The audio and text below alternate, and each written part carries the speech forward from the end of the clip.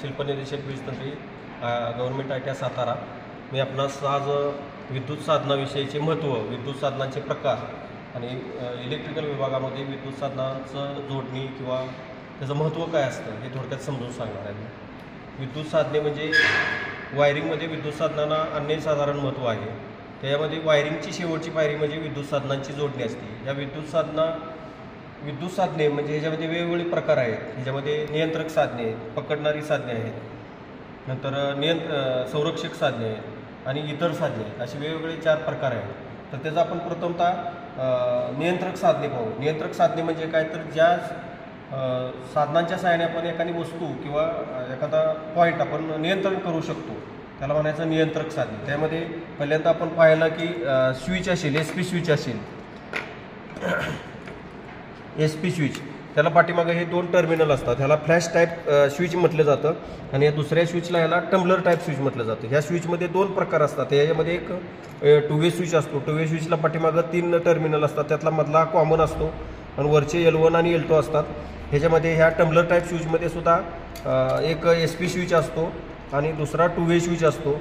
SP switch पाठीमागून कसं ओळखायचं, तर ह्याला 2 टर्मिनल असतात आणि 2-वे स्विचला पाठीमागं 4 टर्मिनल असतात। ते टम्बलर टाईप स्विच आता फार जास्त करून कोण वापरत नाहीत। आता जास्त करून फ्लॅश टाईप स्विच जास्त करून वापरतात। त्याच्यामध्ये हा फ्लॅश टाईप स्विच म्हणजे ह्या स्विचचा काही भाग बोर्डच्या आतमध्ये बसतो, काही भाग बोर्डच्या बाहेर बसतो, म्हणून याला फ्लॅश टाईप स्विच असे म्हटलं जातं। ह्याच्यात एक साधारण अशा पद्धतीनं हा स्विच ह्याच्यावर बसला जातो। त्याचा वरचा भाग, निम्मा भाग वर बोर्डच्या वर आणि निम्मा भाग बोर्डच्या आतमध्ये बसला जातो, म्हणून याला फ्लॅश टाईप स्विच असे म्हटलं जातं। त्याच्यामध्ये 1-वे स्विच, 2-वे स्विच, त्यातलाच हा एक फ्लॅश टाईपमध्ये बेलपुश स्विचसुद्धा आहे। त्याच्यावर चित्र असतं बेलपुशचं। आता तात्पुरत्या स्वरूपात फक्त ते सर्किट चालू करण्यासाठी फक्त ह्या बेलपुश स्विचचा वापर केला जातो।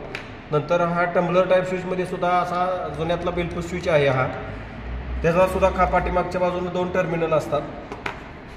त्यानंतर हा इंटरमिजिएट स्विच आहे। याच्यामध्ये 2 प्रकारे म्हणजे पॅरलल आणि क्रॉस कनेक्टेड असे 2 सर्किट ह्याच्यामध्ये आपल्याला तयार करता येतात। ह्याच्या साहाय्याने आपल्याला एक दिवा 3 ठिकाणाहून नियंत्रित करता येतो। त्याच्यानंतर आपल्याकडे हा DP स्विच आहे। हा सुद्धा घरगुती वायरिंगमध्ये जास्त करून DP स्विच हा वापरला जातो। ह्याला पण इनकमिंग आणि आउटगोईंग असे 2 टर्मिनल असतात। इनकमिंगला फेज न्यूट्रल आणि आउटगोईंगला सुद्धा फेज न्यूट्रल असे टर्मिनल असतात ह्याला। त्यानंतर हा iron clad double pole switch, ICDP switch ह्याला म्हणायचं। ICDP स्विचमध्ये सुद्धा ह्याच्यामध्ये एक फेज आणि एक न्यूट्रल असे हे असतात आणि हा सुद्धा घरगुती ह्याच्यामध्ये किंवा हा 16 अँपिअरपर्यंत आपल्याला उपलब्ध होतो। हा सिंगल फेज सप्लायसाठी जास्त करून वापरला जातो। त्यानंतर पुढं जो आहे तो आयर्न क्लॅड ट्रिपल पोल स्विच, हा सुद्धा जास्त करून 3 फेज सप्लायसाठी जास्त करून वापरला जातो। ह्याच्यामध्ये सुद्धा 3 फ्यूज असतात। हा 16 अँपिअर पासून 400 अँपिअरपर्यंत आपल्याला 3 फेज मध्ये उपलब्ध आहेत ह्याच्यामध्ये सुद्धा।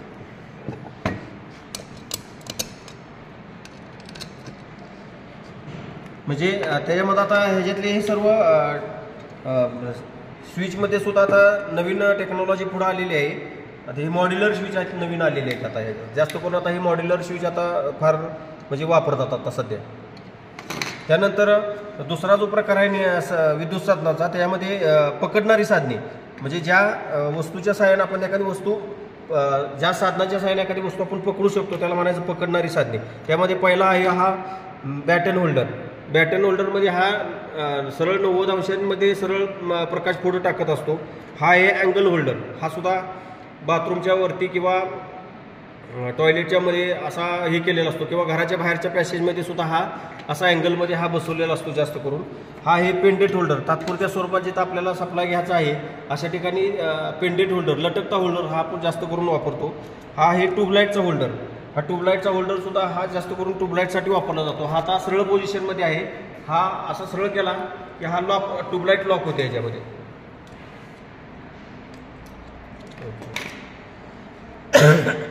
पुढे आहेत संरक्षक साधने। त्याच्यामध्ये पहिला आहे किटकॅट फ्यूज।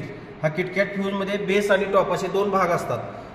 बेस आणि टॉप असे 2 भाग असतात। ह्या वरच्या टॉपला U आकाराच्या 2 असतात। ह्यामध्ये फ्यूज तार जोडण्याची सोय केलेली असते। ह्याच्यामध्ये 16 अँपिअरपर्यंत फ्यूज उपलब्ध असतात। ह्या सिंगल फेज सप्लायसाठी ह्या फ्यूज जास्त करून वापरले जातात। 3 फेजमध्ये सुद्धा असा किटकॅट फ्यूज आहे। त्याच्यामध्ये सुद्धा बेस आणि टॉप असे 2 भाग असतात। त्याच्यामध्ये सुद्धा 16 अँपिअर पासून 64 63 अँपिअरपर्यंत असे मोठे फ्यूज आपल्याला उपलब्ध होतात. हा आहे फ्लॅश टाईप स्विच. हा जास्त करून आपण टेस्टिंग बोर्ड ज्या ठिकाणी बनवतो त्या ठिकाणी फ्लॅश टाईप फ्यूज जास्त करून बसवला जातो. नंतर हे MCB वगैरे आहेत. आता ॲडव्हान्स टेक्नॉलॉजी आलेली आहे. अगदी ह्याच्यातला मायक्रो सेकंदमधला सुद्धा करंट तुमच्या हातून काय होते, एखादी चूक झाली समजा तर ती सर्किट ट्रिप करण्याचं काम ह्याच्यामध्ये हे सिंगल सर्किटसाठी वापरले जातात. ह्याच्यामध्ये हा 4 पोल सुद्धा आहे. 4 पोल समजा हा 63 अँपिअरचा आहे. हा ह्याच्यामध्ये RYB आणि न्यूट्रल अशी व्यवस्था, इनकमिंग आणि आउटगोइंग अशी जोडण्याची व्यवस्था केलेली असते.